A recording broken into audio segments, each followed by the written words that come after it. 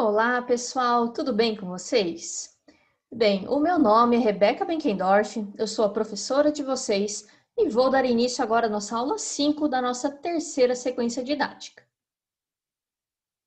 Bem, a aula de hoje vai começar com uma apresentação de vocês dos protótipos de barco a vapor construído por vocês ao longo dessas últimas aulas. Vocês devem se lembrar que lá no início da primeira aula eu contei uma breve historinha para vocês, não é verdade? E que nessa história eu era uma criadora de um novo aplicativo de delivery de comidas, ou seja, eu estava desenvolvendo um aplicativo em que utilizava alguns veículos autônomos, no caso eram barquinhos a vapor, que eram usados para transportar os sanduíches da lanchonete até a casa daquela pessoa. Só que o meu barquinho, ele teve vários problemas, como foi apresentado ao longo dessas 4 aulas anteriores. E por isso, eu propus para que vocês construíssem os protótipos de vocês e também dei tempo para vocês melhorarem esses protótipos de acordo com o que foi discutido nas nossas aulas anteriores.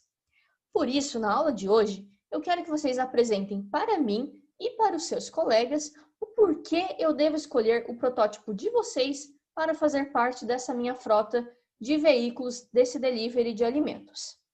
Vocês deverão apresentar de forma a me convencer a comprar esse protótipo de vocês, ou seja, utilizem os conceitos novos que vocês aprenderam de química e de física para mostrar para mim o porquê esse barco de vocês pode ser útil, ou seja, ele tem que estar dentro das delimitações que eu havia colocado, ou seja, ser construído com materiais recicláveis e ser capaz de carregar o peso de um hambúrguer, né, de um sanduíche por uma distância razoável. E também vocês devem justificar o uso e as decisões que vocês tomaram com relação a esse barco com esses conceitos científicos, ou seja, vocês não podem me dizer aqui que vocês construíram esse barco porque vocês achavam melhor daquela forma. Não, vocês devem dar um certo embasamento teórico de acordo com tudo isso que nós vimos nas nossas aulas anteriores. E para essa atividade, vocês terão um tempo agora de 20 minutos. Na nossa aula de hoje, o assunto principal será sobre o uso de combustíveis. E ao longo dessa sequência didática, nós focamos em um combustível em especial, que foi a parafina. Bem, a parafina ela é composta por uma mistura de hidrocarbonetos, todos com mais de 20 carbonos. Nós consideramos, para fins didáticos, para facilitar os cálculos que a gente teve, que a nossa parafina era composta unicamente por uma molécula, que era uma chamada de eicosano, ou seja, é o C20H42. É um hidrocarboneto de cadeia bem longa que eu já havia apresentado para vocês antes. A utilização do eicosano como sendo o principal componente, no caso a gente considerou que toda a parafina era composta apenas de eicosano, ela é mais útil para fins de cálculo, porque a gente conseguiu realmente calcular a energia liberada, quanta água seria evaporada e tudo mais, porém ela tem um certo desvio da realidade. Por quê? Se a parafina, na verdade, é uma mistura de compostos, então aquele valor lá que nós encontramos provavelmente se difere um pouco, porque a parafina não é composta unicamente de eicosano, ainda que ele seja o composto em maior quantidade. Dessa forma, aqueles cálculos que a gente fez, eles continuam tendo validade, porque faz sentido tudo aquilo e realmente a reação de combustão da parafina libera gás carbônico, libera energia, porém aquele valor pode diferir um pouco da realidade. Bem, a parafina é considerada um combustível fóssil, porque ela se origina da destilação do petróleo. Nós não vamos hoje nessa aula falar sobre o petróleo porque é um conteúdo extremamente extenso, mas é interessante que vocês saibam que, primeiro, o petróleo ele é extraído do fundo do mar ou do fundo da terra. E esse petróleo, esse óleo que é retirado lá de baixo, ele passa por um processo chamado de destilação fracionada, onde essa mistura de hidrocarbonetos que compõem esse óleo do petróleo, eles são separados devido a uma diferença de temperatura. Dessa forma, a parafina, que possui hidrocarbonetos de cadeias longas e muito mais pesados, acaba saindo em temperaturas diferentes, por exemplo, do gás propano, do gás butano, que são utilizados no gás de cozinha ou, por exemplo, a gasolina, que é utilizada como combustíveis de automóveis. Dessa forma, a parafina pode ser obtida através do petróleo. A queima dos combustíveis fósseis, ou seja, a reação de combustão, tanto da parafina, como eu mostrei para vocês antes, como de qualquer combustível fóssil, emite dióxido de carbono para a atmosfera. E isso pode ser muito prejudicial, porque o aumento de concentração de dióxido de carbono na atmosfera aumenta o efeito estufa e pode acelerar um processo chamado de aquecimento global. Sobre esses dois temas, nós vamos falar um pouquinho nas aulas, nas nossos slides a seguir. Bem, a parafina é considerada um combustível ineficiente porque ele se inflama rapidamente. Ou seja, para o nosso barquinho, ela acabou sendo muito útil lá no começo, porque vocês viram lá no vídeo que eu mostrei e também nos testes que vocês fizeram, que o barquinho ele consegue se movimentar por causa da parafina, através daquela liberação de energia, evaporação da água e tudo mais. Porém, a parafina ela se queima muito rápido, né? Aquela reação de combustão ela acontece muito rápida e aquele combustível se perde, né? Então, ele acaba não sendo muito eficiente, além de não liberar energia suficiente para dar uma boa autonomia para esse veículo. Com relação ao meio ambiente, a parafina é considerada semelhante aos impactos que podem ser causados pela gasolina ou pelo diesel, por causa dessa emissão de dióxido de carbono para a atmosfera. E agora eu pergunto para vocês, né? Qual será o impacto desses combustíveis no meio ambiente? Então, nos slides a seguir, eu vou falar um pouco para vocês sobre o efeito estufa e sobre esse aquecimento global. Quais são os impactos disso na nossa vida e também se esse efeito é algo que já existe hoje em dia ou é algo que iremos sentir apenas lá no futuro. Bem, é importante que vocês entendam, primeiro, que o efeito estufa é um efeito completamente natural do nosso planeta. E aqui nesse GIF está sendo mostrado como que o efeito estufa acontece. Naturalmente, em volta do nosso planeta já existe uma camada de dióxido de carbono que recobre toda a nossa superfície. Essa camada existe para diminuir as trocas de calor que o nosso planeta faz com o espaço. Pensando naqueles conceitos de termodinâmica que a gente viu na aula passada, nós havíamos visto que um corpo quente, um corpo que está a uma temperatura mais alta, ele sempre irá trocar calor com aquele que está em temperatura mais baixa se eles estiverem em contato. Então pense agora no nosso planeta Terra com uma temperatura mais alta, o espaço lá fora com uma temperatura mais baixa.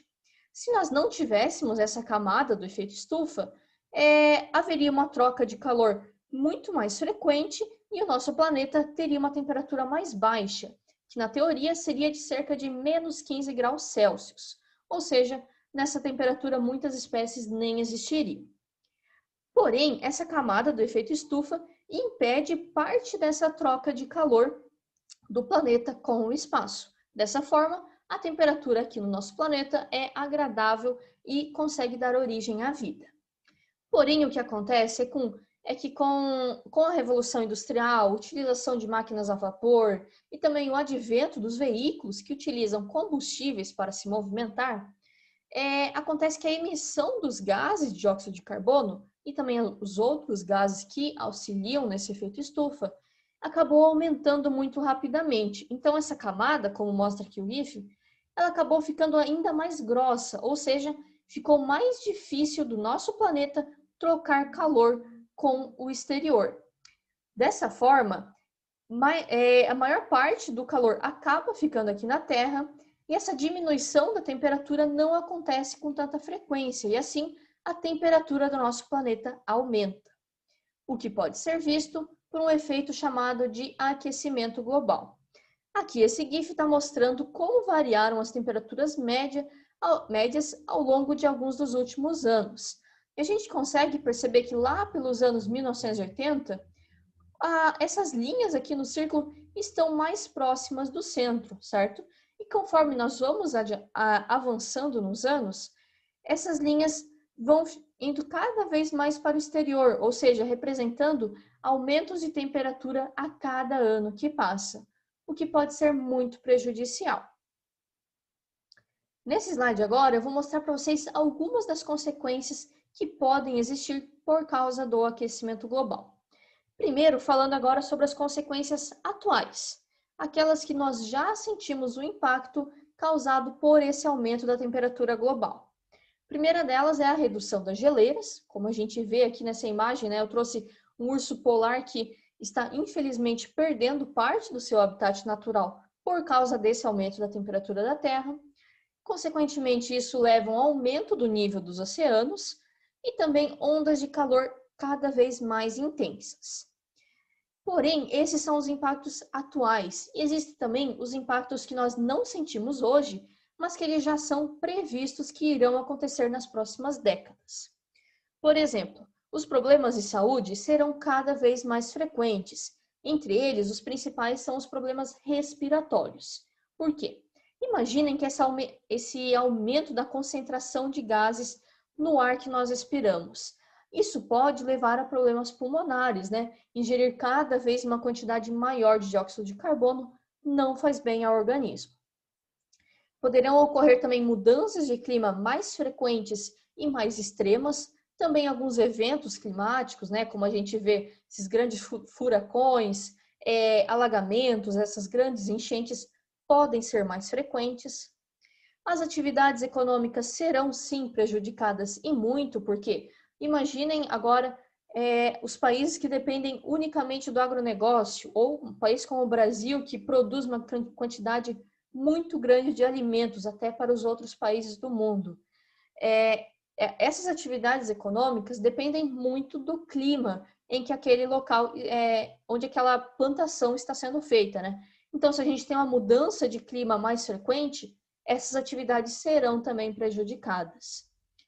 Existirá também uma extinção maior de espécies, né? Algumas espécies já estão extintas por causa do aquecimento global hoje em dia, mas isso deve ser algo ainda mais comum ao longo das próximas décadas.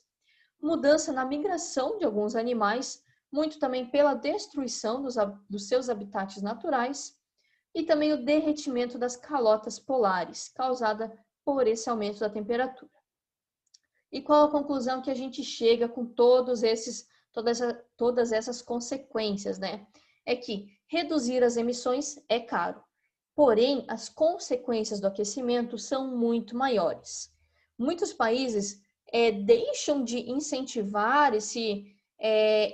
essas atividades que diminuem o aquecimento global por causa da questão financeira, porque investir em novas tecnologias menos poluentes e ecologicamente viáveis, acaba sendo mais caro do que utilizar essas mesmas tecnologias que já temos hoje em dia. Dessa forma, os países acabam optando por algo pensando que essas consequências são apenas lá no futuro, porém essas consequências do aquecimento global já podem sim ser vistas hoje, e se as atitudes não forem tomadas o quanto antes para reduzir essas emissões, as consequências vão cada vez piorar ainda mais. E aí eu pergunto para vocês, né? Nós vimos todos esses problemas associados a esse combustível. Então, será que existem alguns combustíveis alternativos, ou seja, alternativas mais ecológicas do que esses combustíveis fósseis que eu já falei antes? Bem, existem sim. E um desses combustíveis alternativos é o óleo de cozinha. Isso pode parecer um pouco estranho, né? Eu, pelo menos, nunca havia visto, por bastante tempo, o óleo de cozinha como um possível gerador de energia para ser utilizado como combustível. Porém, a queima do óleo de cozinha é uma reação de combustão, que também libera energia, como todas aquelas que a gente já havia visto antes. Só que tem uma diferença. O óleo de cozinha, ele é produzido geralmente a partir de plantas e sementes, como a soja, a mamona, o girassol e o milho. E por isso, ele é considerado um combustível renovável. Eu falei que o óleo de cozinha, quando usado como combustível, ele libera gás carbônico. E isso é verdade, porque ele sofre uma reação de combustão. Porém, ele é considerado um pouco mais ecológico que combustíveis como a parafina, porque esse gás carbônico que está sendo emitido na queima, ele já foi consumido previamente durante a plantação e etapa de crescimento dessas plantas, como a soja, a mamona, o girassol e o milho. Então, ele emite sim dióxido de carbono, porém, se esse dióxido de carbono já foi consumido antes, então existe um certo balanço que torna ele um pouco mais ecológico do que aqueles que simplesmente emitem, ou seja, na sua produção não consomem esse dióxido de carbono antes. Porém, tem um outro problema associado ao uso de óleo de cozinha, né?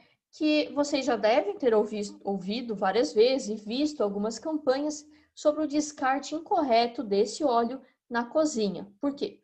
Quando ele é simplesmente, você vai lá, usa numa fritura aquele óleo e descarta ele pela pia, esse óleo ele vai até a tubulação de esgoto e quando ele chega lá, ele entra em contato talvez com uma água mais fria, ele acaba havendo uma troca de calor e aquele óleo se solidifica e ele se torna uma gordura que acaba entupindo muito desses canos, o que causa diversos prejuízos.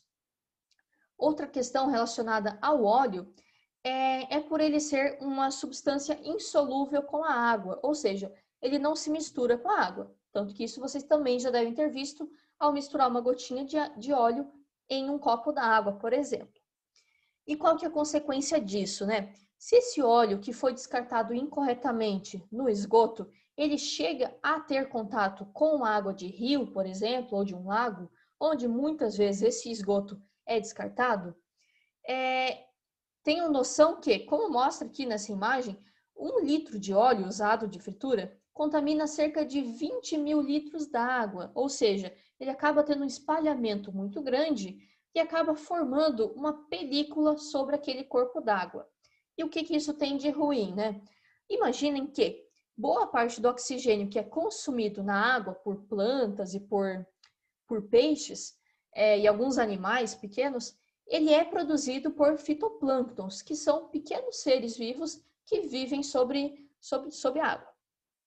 Esses fitoplânctons produzem oxigênio através da reação de fotossíntese, que é uma reação em que a planta é capaz de absorver CO2 através da incidência de luz solar e ele libera O2. Porém, se aquele fitoplâncton não consegue ter luz solar por causa dessa película de óleo, ele pode ter a sua produção de oxigênio prejudicada. Então, aí é mais um bom uso do óleo de cozinha como combustível, porque esse óleo não estará sendo despejado de forma incorreta, ou seja, a gente vai estar dando um bom destino para aquele composto. E aí eu pergunto para vocês, né? Será que existe alguma alternativa sustentável? Porque a gente já viu que os combustíveis, eles têm vários problemas. E por mais que vocês procurem, eu poderia ter trazido para vocês nessa aula uma lista de diversos combustíveis diferentes, vocês vão ver que todos eles têm problemas associados à combustão, porque ele acaba liberando dióxido de carbono e isso não é sustentável, ou seja, traz muitos problemas ao meio ambiente, aumentando o efeito estufa e o aquecimento global. Então, eu trouxe para vocês uma alternativa sustentável ao uso de combustíveis, ou seja, existem já vários estudos e até vários protótipos já existentes sobre o uso de carros elétricos, que eles se baseiam como, né? Eles utilizam da energia elétrica para movimentar o motor. Dessa forma, não existe nenhum tipo de reação de combustão dentro daquele veículo. Por quê? Apenas a energia elétrica, né? Como mostra aqui essa imagem, o carro se conecta a um gerador de energia, melhor dizendo.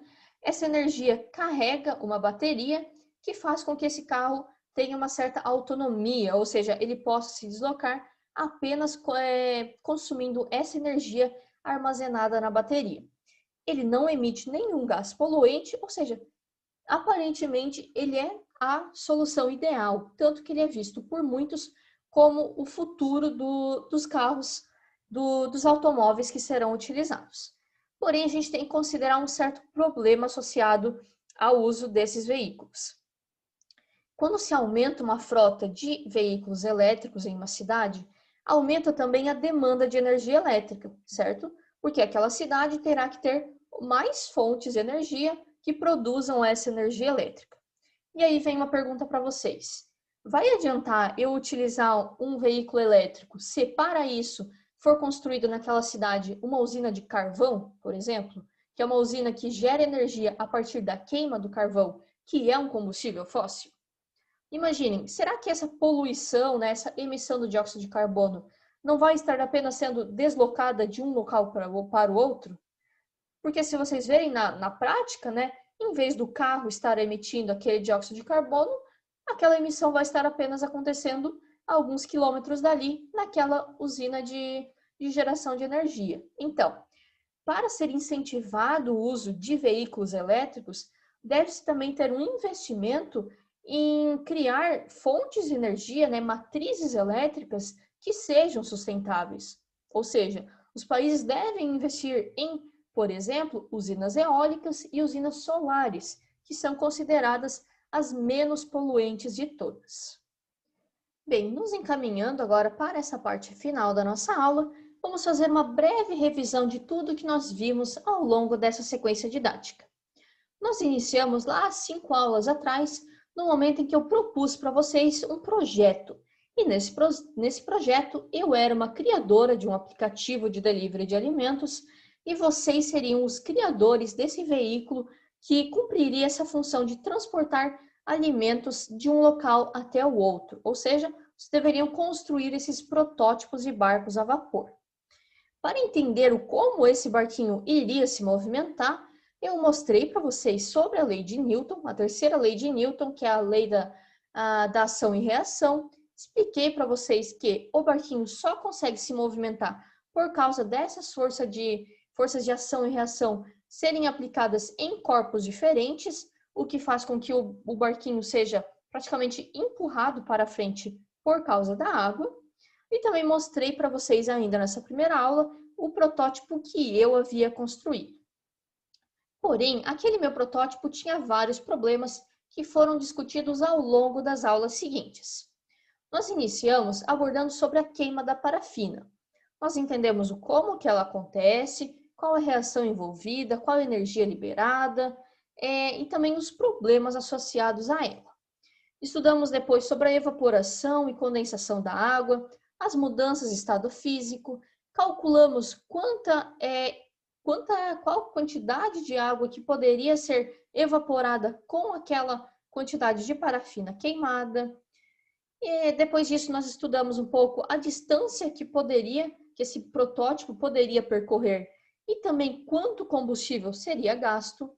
Nesse momento nós percebemos que para deslocar um barquinho por 1 quilômetro, consumir 1,5 kg de parafina, né, do nosso combustível, seria uma quantidade muito alta. Então, seria muito interessante encontrar combustíveis alternativos que resolvessem esse problema. Depois vimos um pouco sobre o empuxo e a densidade para entender como que um barco consegue se manter sobre a água, mesmo sendo extremamente pesado. E por fim, estudamos as perdas de calor relacionadas às leis da termodinâmica, de forma a diminuir as perdas de calor que existiam no nosso protótipo. Já nessa aula de hoje, nós vimos sobre os combustíveis alternativos, como por exemplo o óleo de cozinha, e também uma alternativa ao uso de combustíveis. Já que eles têm muitos problemas, surgiu então a possibilidade de utilizar energia elétrica para movimentar motores. E agora, para finalizar a nossa aula de hoje, eu proponho para vocês uma atividade que vocês deverão preencher lá no diário de bordo de vocês. E essa atividade diz o seguinte: escreva abaixo sobre o seu desempenho nas aulas anteriores, comentando sobre sua participação, empenho e trabalho em equipe com os seus colegas. Por fim, dê uma nota que você considera justa para você nesse projeto. Ou seja, essa atividade será uma autoavaliação, onde vocês estão livres para se expressar e também expressar opiniões de vocês quanto a essa sequência didática. E para essa atividade, vocês terão um tempo de 5 minutos. E assim se encerra mais uma aula da nossa sequência didática. Essa foi a nossa última aula. Eu espero que vocês tenham gostado, tenham aprendido bastante, que vocês tenham conseguido produzir o projeto de vocês. E até mais, pessoal. Tchau, tchau!